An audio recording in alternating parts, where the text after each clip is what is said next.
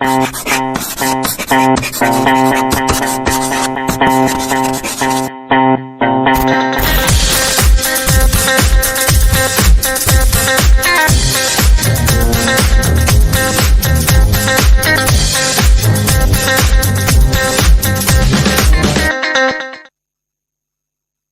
बच्चों। पिछली क्लास में अपन लोगों ने ये टॉपिक तक पढ़ लिया था, NGT forms panel to examine illegal sand mining in Yamuna river. NGT यानी कि ऑब्वियसली नेशनल ग्रीन ट्राइब्यूनल। आज हम नए टॉपिक पे चल रहे हैं जिसका नाम है बेसिक मीटिंग ऑन क्लाइमेट। तो यहाँ पे कुछ नाम यूज करे गए हैं। क्योटो प्रोटोकॉल कहा गया है, पेरिस अग्रीमेंट बोला गया है। अरे मान जा बेटे, क्योटो प्रोटोकॉल कहा गया है, पेरिस अग्रीमेंट कहा गया है। ना मानेगा आज, देख सकते हैं इसकी जिद पूरी करते हैं। Kyoto protocol, this Paris agreement. तो ये बेसिकली क्या है कि यूनाइटेड नेशंस, एक नाम मैंने आपको शायद उस दिन बताया था बच्चों, I don't know if you remember, IPCC का नाम मैंने आपको बताया था। आईपीसीसी यानी कि inter governmental panel on climate change. इसके साथ साथ मैंने आपको दो लोगों के नाम और बताए थे, एक था अल गोर और एक था Pachauri. Pachauri obviously from India. और इन लोगों को नोबेल पीस प्राइज दिया गया बिकॉज इन्होंने लोगों की अवेयरनेस बढ़ाई on the issue of climate change. Climate change के बारे में इन्होंने लोगों का अवेयरनेस बहुत ज्यादा बढ़ाया, इसके लिए नोबेल पीस प्राइज से इनको नवाजा गया। तो ये क्योटो प्रोटोकॉल या बाली समिट, ये सारी वर्ड्स जो है ये कहीं ना कहीं उसी से जुड़ा हुआ है जहां पे कि ग्लोबल वार्मिंग का जो खतरा है, जो quantum of risk that it carries for the human civilization लोगों को समझ में आया। और डेवलप्ड कंट्रीज ने स्पेसिफिकली शुरुआत करी, पहल करी और कमिट करा कि हम किस तरीके से इसको डील करेंगे, कैसे हम अपनी कार्बन एमिशंस को कम करेंगे और कैसे हम लोगों ने जो पैसे कमाए हैं वो हम डोनेट करेंगे, कंट्रीब्यूट करेंगे एक फंड बनाने के लिए जो आने वाले समय में डेवलपिंग नेशंस को भी और मदद करेगा कि वो अपने कार्बन एमिशंस को कम कर सके और अपने आप को ज्यादा ग्रीन बना सके। तो ये मिनिस्टीरियल मीटिंग जो हुई, इसका हिस्सा थे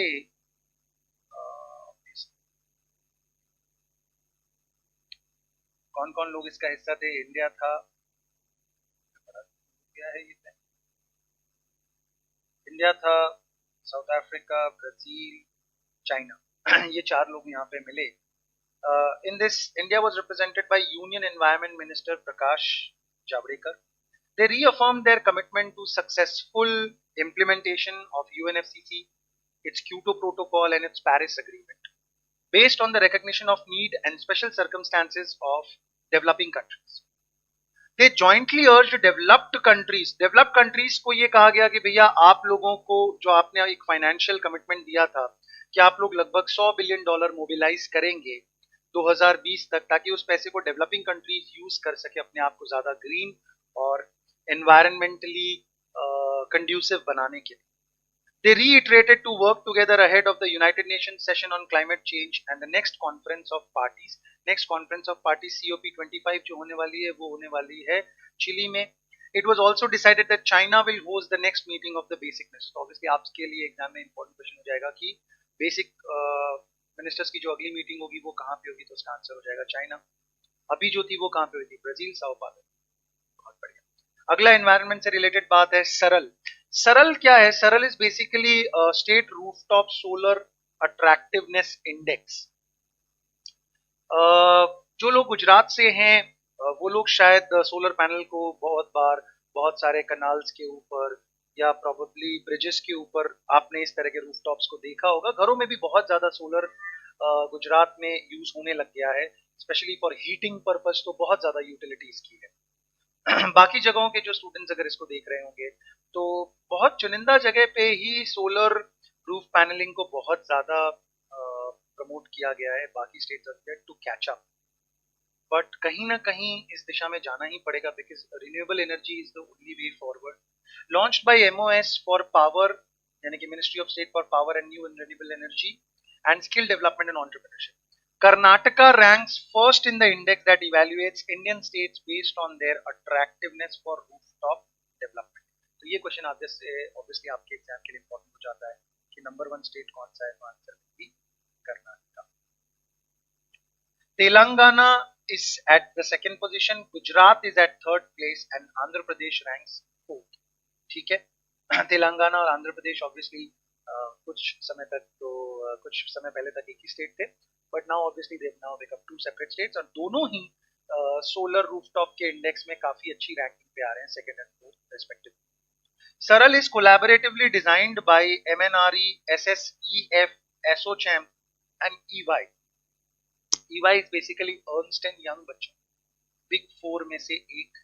ये नाम हर चार्टर्ड अकाउंटेंट कंपनी सेक्रेटरी को पता होना चाहिए, सपना होना चाहिए आपका ऐसी कंपनीज में काम करने का।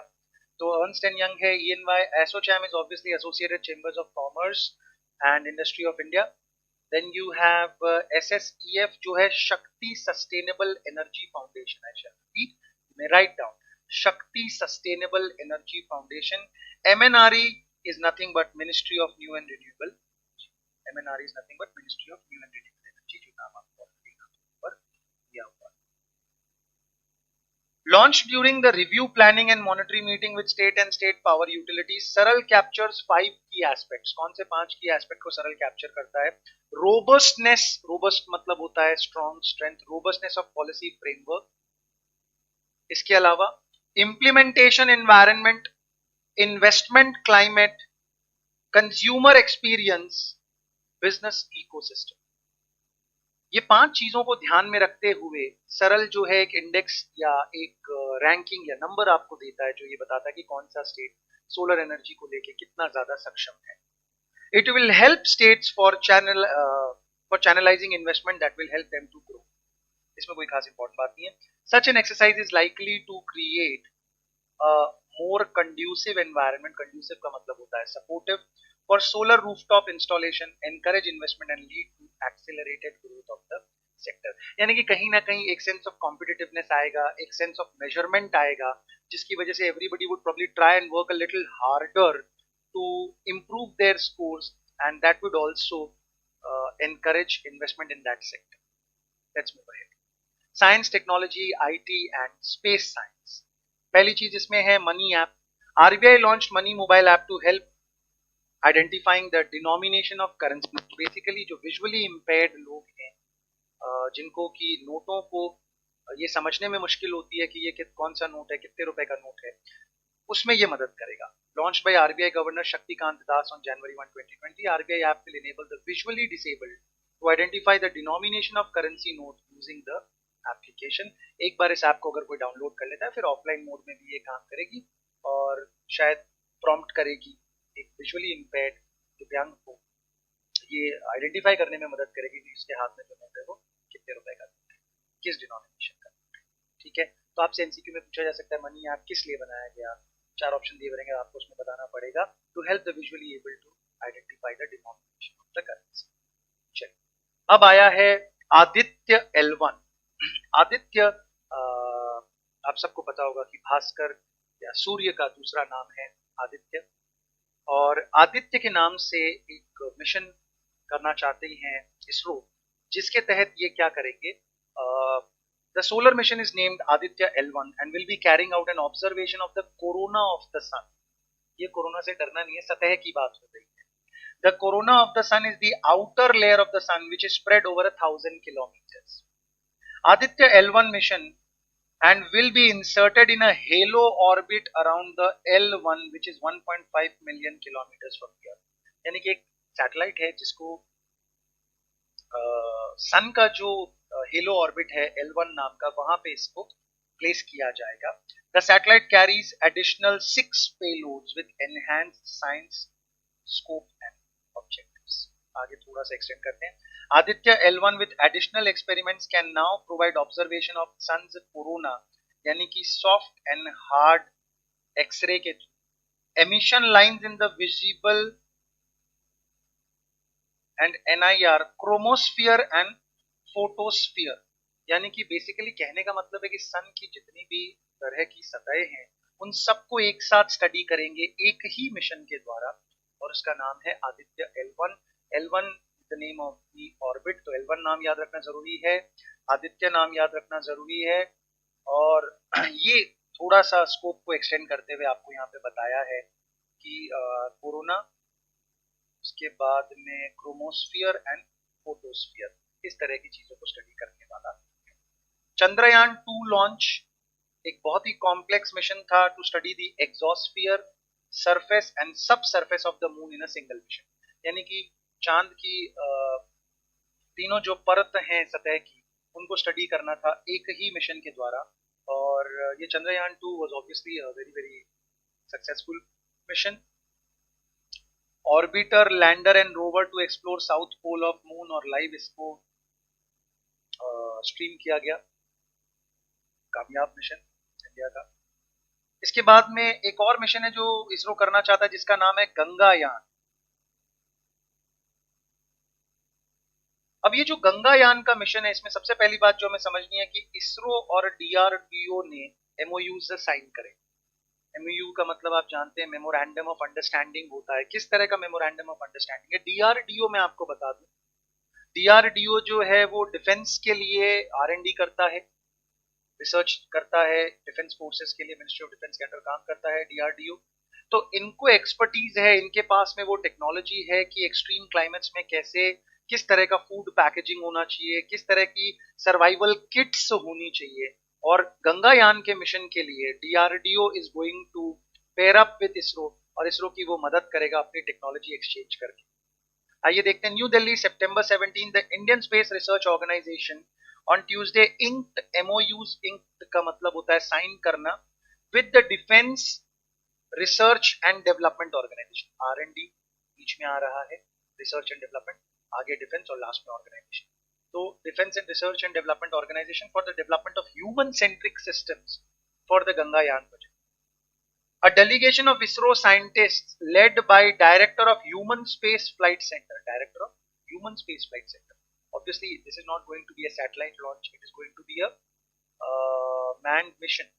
यहाँ पे वाकई में साथ में लोग जाने वाले, तो इसीलिए human space flight mission centre के जो डायरेक्टर हैं वो डॉक्टर एस उन्नीकृष्णन नायर यहाँ पे मौजूद थे, जिन्होंने साइन किए ये MoUs. DRDO to provide technology for space food, space crew health monitoring and emergency survival kit. Radiation measurement and protection parachutes for safe recovery of crew. बहुत ही बढ़िया। Gaganyaan mission, India's first manned space mission. इसके अलावा कुछ और additional information अगर मैं आपको इसके बारे में बताऊं तो 4 एस्ट्रोनॉट्स हैं जो कि मॉस्को रशिया में ट्रेनिंग कर रहे हैं इस 7 दिन के मिशन के लिए, for a 7-day space mission. ठीक है जी। तो यहाँ पे हमने चंद्रयान के बारे में पढ़ा, गंगायान के बारे में पढ़ा और आदित्य L1 के बारे में पढ़ा। तो स्पेस रिसर्च से बाहर आते हैं और थोड़ा और टेक्नोलॉजी की दुनिया में एक और चीज देखते हैं।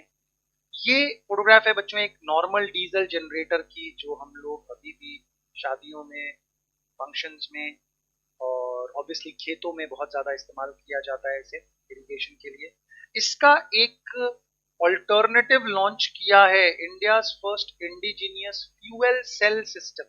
आप देखिए इसके कंपैरिजन में something like this which is noisy and polluting, इसकी जगह पे एक साइलेंट एंड ग्रीन ऑल्टरनेटिव जो कि ऊर्जा पैदा करेगा, एनर्जी जनरेट करेगा, बट एनवायरमेंट के लिए पोल्यूटिंग नहीं होगा। किसने इसे डेवलप किया है? Developed by council of scientific and industrial research, launched at Vigyan Bhawan new Delhi. Occasion is 78 foundation day. किसका? Council of scientific and industrial research का जो फाउंडेशन डे था उसकी उपलक्ष्य में इसको लॉन्च किया गया। अब आपको इसमें क्या क्या चीजें याद रखनी है, एक तो ये कि इसमें किस तरह का फ्यूल यूज होता है, यानी कि मिथेनॉल एंड बायोमिथेनॉल। साइज क्या है? 5 किलोवाट का, based on high temperature proton exchange membrane technology. Obviously बहुत ही ज्यादा टेक्निकल चीजें हैं और ऑनेस्टली मुझे इसके बारे में कुछ पता नहीं है, बट हाँ इतना मैं आपको बता सकता हूँ कि they are trying to capture heat और उसी टेम्परेचर की मदद से ऊर्जा पैदा करी जा रही है। 70% एफिशिएंसी है जो कि अदरवाइज अचीव नहीं होती है। मोस्टली जो अपने दूसरे सिस्टम्स हैं ऊर्जा जनरेट करने के, वहां पे इतनी एनर्जी एफिशिएंसी जनरेट नहीं होती है। तो इसकी वजह से this is going to be iconic, this is going to be a game changer अभी ऑब्वियसली इसका कमर्शियल प्रोडक्शन स्टार्ट नहीं हुआ है and they are trying to fine tune इसमें जिस तरह के भी और इसको कमर्शियली वायबल बनाने के लिए स्केल अप करने के लिए किस तरह की चेंजेस इसमें लाने चाहिए इसके ऊपर में वो और रिसर्च कर रहे हैं एंड आने वाले 3-4 सालों में इसको कमर्शियल प्रोडक्शन के लिए रेडी करा जाएगा। चलिए आगे चलते हैं। अब हमारे पास में आई है बात सेंसस।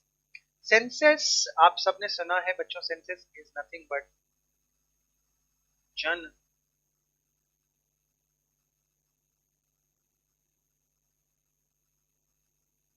गणना, ठीक है।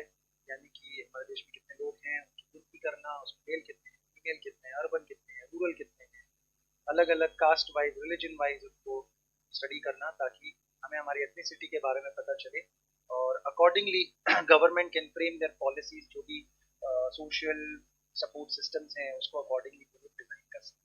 अब ये सेंसस का जो सिस्टम है जिसके आप समझते हैं इंडिया की आबादी इज अराउंड 136 करोड़, तो इसको काउंट करना ही अपने आप में एक बहुत ही बड़ा कम्बरसम टास्क है और ये टास्क हम 10 साल में एक बार करते हैं, वंस इन अ डेकेड, ठीक है। बहुत बढ़िया, 10 साल में एक बार इस टास्क को अंजाम दिया जाता है।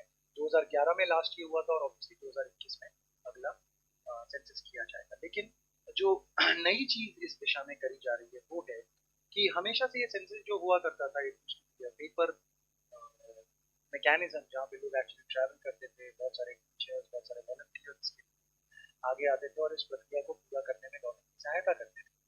बट अब ऐसा प्रमोट किया जा रहा है, प्रपोज किया जा रहा है कि digital census app. Now practicality इसकी क्या है, किस प्रकार प्रैक्टिकली ये पॉसिबल हो पाएगा कि that remains to be seen, but yes it's a very very bold and very very progressive move because इसके थ्रू डेटा का कैप्चरिंग भी बहुत इजीली हो पाएगा, बहुत कम कॉस्ट पे हो पाएगा, बहुत कम समय में हो पाएगा और डेटा को मल्टीवेरिएट तरीके से तोड़ा जा सकेगा ताकि आप उसको और बेहतर तरीके से स्टडी कर सकें और ये डेटा आपकी प्लानिंग में और ज्यादा मदद कर सके। और प्लस कहीं ना कहीं शायद बिकॉज कोई सामने एक पर्सन नहीं होगा तो you never know, may be people would be more open to sharing true details about their actual income and other such factors जो शायद किसी और के प्रेजेंस में व्यक्ति या तो इन्फ्लेट करता है या डिफ्लेट करता है। ठीक है जी, आगे चलते हैं। CHC फार्म मशीनरी ऐप बच्चों, ये एक बहुत ही अमेजिंग इनिशिएटिव है। दिस इज लाइक एन ओला और उबर फॉर बेसिकली मोटी भाषा में समझाएं तो समझो ट्रैक्टर्स। यानी कि आपको ट्रैक्टर चाहिए, आपको फार्म इक्विपमेंट चाहिए, थ्रेशर चाहिए, ये सारी चीजें आप जैसे आप ओला उबर पे कैब्स बुक करते हैं वैसे ही आप इनको बुक कर सकते हैं इस ऐप के। तो दो तरफ से बाइलैटरल फायदा देखिए, एक वो व्यक्ति जिसके घर पे ट्रैक्टर खड़ा है किसी काम का नहीं है वो भी इस ऐप का फायदा उठा सकता है और अपने ट्रैक्टर को दूसरे बंदे तक पहुंचा सकता है, और वो व्यक्ति जिसके पास ट्रैक्टर खरीदने की शायद अभी सामर्थ्य नहीं है लेकिन वो इस ऐप को यूज करके अपने फार्म इक्विपमेंट्स अपने खेत में मंगवा सकता है। CHC जो वर्ड है, CHC जो वर्ड है इसका मतलब है custom hiring centres, custom hiring centres बच्चों। और इस कस्टम हायरिंग सेंटर से बन गया अपना CHC फार्म मशीनरी ऐप। तो मैं आपको इसका थोड़ा सा इंटरफेस दिखाता हूँ, UI UX दिखाता हूँ। National conference on crop residue management new Delhi के दौरान मल्टीलिंगुअल ऐप अलग अलग भाषाओं में ये अवेलेबल है। Ministry of agriculture and farmers welfare ने इसे लॉन्च किया है। देखिए क्या लिखा है, farmers can also rent out their agriculture machinery equipment to other farmers, बाकी फार्मर्स बुक भी कर सकते हैं। Total registration under the CHC farm machinery app काफी छोटे फॉन्ट्स में आ रहा है but it is about 1,26,141 agricultural equipments and custom hiring centers कुछ 42,000 से भी ऊपर के रजिस्टर हो चुके हैं। इस तरह का के इस ऐप का इंटरफेस है, आप देखिए CHC फार्म ऐप पे आप जाते हैं, अपनी लैंग्वेज चूज करते हैं, फिर आप बताते हैं कि आपको क्या बुक करना है and accordingly you can forward. Department of agricultural cooperation and farmers welfare and ministry of agriculture and farmers welfare इस ऐप के साथ, इस प्रोजेक्ट के साथ जुड़े। ठीक है, सो ऐसी कई सारी चीजें हैं बच्चों जो शायद हो रही है अपनी कंट्री में, लेकिन हमें उसके बारे में बहुत ज्यादा इंफॉर्मेशन नहीं है। I personally like the idea of this app very very much. आइए देखते हैं, first mobile science exhibition at Leh, Leh Ladakh, आप सबने नाम सुना है। ये क्या है? मोबाइल साइंस एग्जीबिशन है, यानी कि एक कहावत है कि भी अगर कुआं प्यासे तक नहीं आ सकता है तो, प्यासा अगर कुएं तक नहीं आ सकता है तो फिर कुएं को प्यासे तक आना पड़ता है। यानी कि अगर बच्चे म्यूजियम तक नहीं आ सकते हैं, बच्चे साइंस तक नहीं पहुंच पा रहे हैं, तो साइंस को ही बच्चों तक पहुंचना चाहिए, म्यूजियम तक पहुंचना चाहिए। ये एक बहुत ही अमेजिंग इनिशिएटिव है। हालांकि ये ले में पहली बार किया गया 2019 सितंबर में, बट ये प्रोजेक्ट बहुत पुराना है। मैं आपको इसके बारे में कुछ डिटेल्स बताऊंगा। आप देखिए, इसमें इस तरह की बसेस या वैन्स तैयार करी जाती हैं जिसमें कि साइंस एग्जिबिट्स को डिस्प्ले करा जाता है, और रूरल एरियाज में जहाँ के बच्चों को एक्सपोजर नहीं है इस तरह के साइंस म्यूजियम्स का, इस तरह की इंस्टॉलेशंस का, उनको भी ये अपॉर्चुनिटी मिलती है कि वो इस तरह के साइंटिफिक एक्सपेरिमेंट्स को, एग्जिबिट्स को देख सकें। आइए, जो इम्पोर्टेंट बातें यहाँ पे आपकी किताब में लिखी गई है, वेन्यू क्या है? लेह लद्दाख, सितंबर 5 2019 को किया गया। किसने इसे इनॉग्रेट किया? श्री प्रहलाद सिंह पटेल, जो कि ऑब्वियसली हमारे कल्चर और टूरिज्म के मिनिस्टर हैं। बहुत अच्छी बात है, आगे चलते हैं। Museum at your doorstep, mobile science museum 1965 में ये प्रोजेक्ट शुरू किया गया था बच्चों। Mobile science museum in 1965। Culture ministry will launch 25 MSEME buses, MSE sorry 25 MSE buses, bringing the tally to 48, यानी कि जो मोबाइल साइंस एग्जीबिशन की बसेस या वैन्स को इशू करा जाएगा। 25 नई वैन इसमें जोड़ी जाएगी। ऑलरेडी 23 वैन इस काम में कार्यरत थी, तो टोटल संख्या 48 पहुंच जाएगी, और हर वैन में तकरीबन 20 साइंस एग्जिबिट्स हैं। तो ये देखिए, आपके प्यारे कोलकाता में इस तरह की বিজ্ঞান প্রদর্শনী চলছে, আর এখানে সব বাচ্চারা এসে দেখছে যে কোনো কোনো রকমের সায়েন্স এক্সপেরিমেন্ট এখানে করা গেছে। তাছাড়া আপনি দেখতে পারবেন, ये भी शायद बंगाल की ही इमेज है, because of the uniform that I C.